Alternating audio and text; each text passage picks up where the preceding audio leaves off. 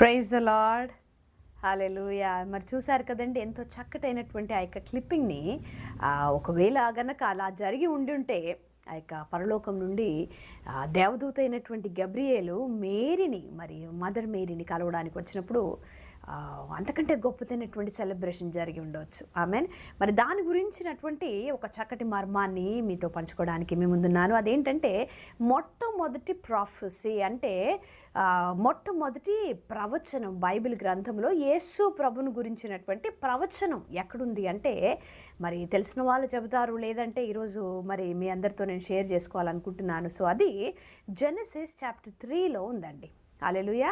So ఆదికాండము 3వ అధ్యాయంలో మనం చూసినట్లయితే ఆయన చూడండి, అక్కడ 16వ వచనం చూస్తే అక్కడ ఏమనుందంటే, ఆయన స్త్రీతో విల్ సీ ఫ్రమ్ 15 మరియు నీకును స్త్రీకిని నీ సంతానమునకును ఆమె సంతానమునకును వైరము కలగజేసేదను, అది నిన్ను తల మీద కొట్టును, నీవు దానిని మడిమె మీద కొట్టుదు అని చెప్పాను. చూడండి, ఇక్కడ ఆదాము అవ్వ మరి ఆ యొక్క తినొద్దని చెప్పినటువంటి ఆ యొక్క పండును తిన్నదాని తర్వాత సాతానుడికి ఆ యొక్క అధికారం పోయినప్పుడు దేవుడు మాట్లాడుతున్నటువంటి మాట సాతానుడితో ఏమని మాట్లాడుతూ ఉన్నాడు దేవుడు అంటే, మరి తండ్రి అయిన దేవుడు చూడు, ఇగో నీకు స్త్రీకి, మరి నీ సంతానానికి నీ స్త్రీ సంతానానికి ఎల్లప్పుడూ వైరం కలుగును అని మరి తండ్రి అయిన దేవుడు చెబుతా ఉన్నాడు. ఇక్కడ మొట్టమొదటి ప్రాఫెసీ యేసు ప్రభువు జన్మించటం అనేటటువంటి ప్రాఫెసీ ఇక్కడ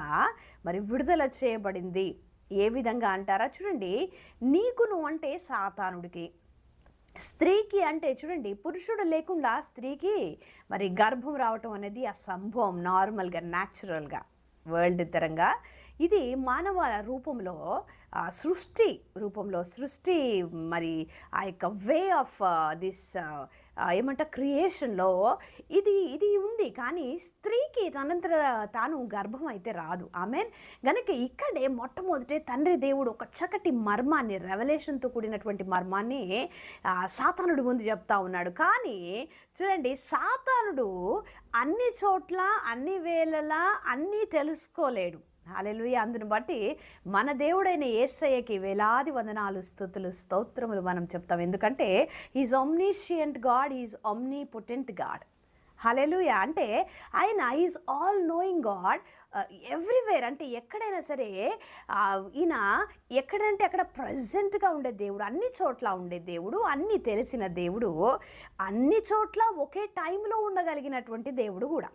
ఆమేన్. గనుక దేవుడు చెప్పినటువంటి మాట దేవుని యొక్క బిడలకు అర్థమవుతుంది, కానీ సాతానుడికి అర్థం కాలేదు. కనుక మీరు చూసినట్లయితే చూడండి, ఇప్పుడు ఈ యొక్క ప్రవచనం వచ్చిన దాని తర్వాత సాతానుడు అక్కడ నుండి వెళ్ళిపోతాడు. హల్లెలూయా. ఎంతమంది కాదు, సాతానుడు అక్కడ నుండి వెళ్ళిపోయిన దాని తర్వాత వాడు ఏం వెతుకుతూ ఉంటాడంటే, స్త్రీకి ఏ స్త్రీ ఇప్పుడు గర్భము ధరించి పిల్లల్ని కంటుంది అనుకున్నాడు. ఆమెన్. గనుక చూడండి, ఆదాము అవ్వకి కుమారులు కలుగుతారంటే అవ్వ ఇప్పుడు ఏమైందంటే ఒక స్త్రీ అయింది. అయితే స్త్రీకి పుట్టబోయే సంతానం అనే వారికి సాతానుడు ఏమనుకున్నాడంటే, ఈ యొక్క అవ్వకు పుట్టేటటువంటి బిడలే అనుకున్నాడు. వాడు అనుకొని కయ్యేను హేబేలు మధ్యలో ఆ యొక్క వైరం కలిగించి, వాడు హేబేలు మంచివాడు గనక దేవుడు ఆయన అర్పణను అంగీకరిస్తున్నాడు గనక ఈయననేమో నన్ను చంపేటటువంటి వ్యక్తి, ఈయననేమో లోక రక్షకుడని కయ్యను హృదయంలో ఆ యొక్క ద్వేషాన్ని నింపి హేబేలును చంపేలాగా వాడు ప్రేరేపించాడు. ఆమెన్. కానీ హేబేలు చనిపోయిన దాని తర్వాత కూడా మరి ప్రపంచము, లోకము ఏమి ఆగిపోవటం లేదా, జరుగుతున్నది. సాతానుడికి అర్థం కాలేదు. మరి వాడు ఏమనుకున్నాడంటే, ఏ స్త్రీ అయితే దైవికంగా ఉంటుందో, ఏ స్త్రీ అయితే దేవుని పట్ల ఆశ కలిగి ఉంటుందో, ఏ స్త్రీ అయితే ప్రార్థనాపరురాలుగా ఉంటుందో ఆ యొక్క స్త్రీ గర్భాన్ని మూయాలనుకుంటాడు. గనుకే చరిత్రపరంగా మనం చూసినట్లయితే చూడండి, విశ్వాసులైనటువంటి స్త్రీలు చాలామంది గుడ్రాలుగా ఉండిపోతారండి. మొట్టమొదటి అబ్రహాము విశ్వాసులకు తండ్రి అయినప్పుడు సారా గర్భం తెరవబడలేదు. చూడండి, సాతానుడు అడ్డుకుంటా ఉన్నాడు. కానీ మరి దేవుడు యొక్క ఆయన మహా గొప్పదైన కృప ద్వారా సారా గర్భం తెరవబడుతుంది. ఆమెన్. అక్కడ కూడా సాతానుడికి ఏం అర్థం కాలే. హల్లెలూయా. కానీ దేవుడు అక్కడ కాపాడుతాడు. దాని తర్వాత చాలా ఆలస్యం జరుగుతుంది. ఎవరికి? రాహేలుకి. హల్లెలూయా. మరి చూడండి, ఇది మరి ఇప్పటికీ నీకు వివాహం అయ్యి ఒకవేళ నువ్వు గర్భం ధరించకపోతే స్త్రీలు చాలామంది నిరాశపడతారు. కానీ గొప్పదైనటువంటి హల్లెలూయా గొప్పదైనటువంటి బిడ్డలకు నీవు జన్మనిచ్చే తల్లి అవుతావు. ఆమెను గనుక మనము విశ్వాసులమైనటువంటి తల్లులు, విశ్వాసులైనటువంటి భార్యలు గివప్ చేయకూడదు. ఆమెను ఎందుకంటే నీ సంతానం గొప్పదైన సంతానంగా దేవుడు నీకు కలిగించబోతా ఉన్నాడు. ఆమెన్. మరి దాని తర్వాత చూడండి, హన్నా జీవితంలో కూడా ఆ విధంగానే జరుగుతుంది. మరి రూతు, యేసు ప్రభు యొక్క వంశావళిలో చేరవలసినటువంటి రూతు మరి తన భర్తను చేసుకొని పోయినప్పుడు భర్త చనిపోతాడు చూడండి. కానీ మరి దేవుని యొక్క సృష్టి, దేవుని యొక్క ఆలోచనలు ఎంతో గొప్పవి గనుక రూతు మళ్ళీ బెత్లెహేంకు రప్పించబడింది దేవుని హస్తం వలన. ఆమెన్. దేవుని హస్తం వలననే బోయజును కలుస్తుంది. దేవుని యొక్క కృప వలననే ఆమె వివాహం జరుగుతుంది. దేవుని యొక్క కృప వలననే మరి రూతు యొక్క వంశావళి నుండి యేసు ప్రభు రావడం జరుగుతూ ఉంది. ఆమెన్. గనుకే యొక్క మొట్టమొదటి ప్రాఫెసీ ఎక్కడ ఆరంభమైందంటే ఆది కాండంలో ఆరంభమైంది. మరి అది ఎప్పుడు నెరవేర్చబడింది అంటే మరి యేసు ప్రభు మరి కన్యకైన మరియ ద్వారా జన్మించినప్పుడు ఆ కన్యకైన మరియ ద్వారా ఈ యొక్క ప్రవచనం నెరవేర్చబడింది. ఆమెన్. ఎంతమందికి అర్థమవుతుందో? హల్లెలూయా. అంటే ఇన్ని 4000 సంవత్సరాలు దాదాపు ఈ యొక్క వాగ్దానము ప్రతి ఒక్కరి ద్వారా నెరవేర్చబడుతూ వచ్చిందండి. ఆమెను గనక ఈరోజు మనం సెలబ్రేట్ చేసుకుంటున్నాం క్రిస్మస్. కానీ మొట్టమొదటి ప్రవచనం దేవుడు ఎక్కడ చెప్పాడు? మరి ఆ యొక్క ప్రవచనంలో ఉన్నటువంటి గొప్పదైనటువంటి ఆ యొక్క వింతైన అద్భుతం ఏంటనేది ఎవరికీ తెలియపరచబడలేదే. హల్లెలూయా. కానీ తెలియపరచబడినటువంటి మనం ఎంతో గొప్పదైన ధన్యత కలిగినటువంటి బిడ్డలం గనక ఈరోజు మరియా ధన్యురాలైందండి. ఆ యొక్క ప్రవచనం ఆమె జీవితంలో నెరవేర్చబడటం. మరి సృష్టికర్త అయినటువంటి యేసు ప్రభు బాలుడి రూపంలో ఆ యొక్క మరియ ద్వారా జన్మించడం గొప్పదైనటువంటి ధన్యత ఆమెకి.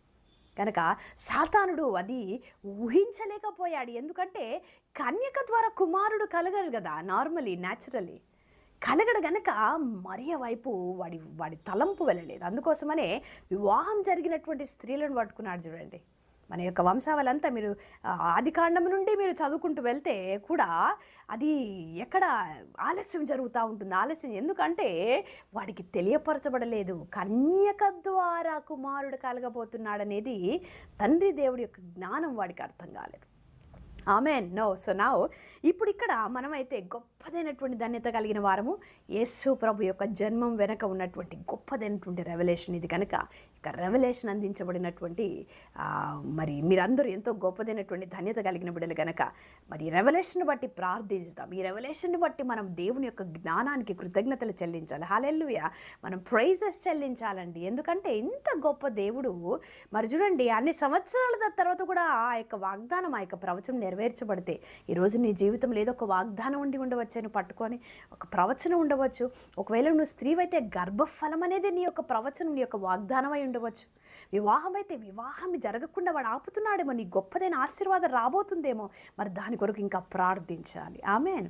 నీకైతే అధికారం ఉంది. ఈరోజు యేసయ్యలో కూర్చుండబెట్టబడిన మనకందరికీ అధికారం ఉందండి. కనుక నీ అధికారాన్ని నువ్వు వాడుకోవాలి, నువ్వు మాట్లాడాలి. ఈరోజు మరియా విశ్వాసరాలుగా ఉండి ప్రార్థించింది. మరి ఆ యొక్క బ్లెస్సింగ్ అనేది హెవెన్ నుండి ఆ యొక్క గబ్రియేలు దూత ద్వారా మరి తన దగ్గరికి పంపించబడినప్పుడు ఆమె ఎంతో సంతోషించింది. చూడండి, సంతోషించిందంటే వెంటనే ఏమి సంతోషపడలేదు. ఎందుకంటే ఎవరికైనా సరే కన్యక కనుక కలవరపడుతుంది. కానీ మరి తండ్రి చిత్తము కనుక నాకు నెరవేర్చబడును గాక అనింది కనుక ఈరోజు అటువంటి గొప్పదైన విశ్వాసంలో స్త్రీలందరూ ఉందరుగాక. మరి స్త్రీలేనా అంటే ఈ యొక్క మర్మం తెలిసినటువంటి పురుషులందరూ కూడా ఎంతో సంతోషంతో ఒక క్రిస్మస్ మీరందరూ కుటుంబాలుగా సెలబ్రేట్ చేసుకుందరుగాక. ఆమెన్. దేవుడి వాక్యమును దీవించి ఆశీర్వదించునుగాక. ఆమెన్.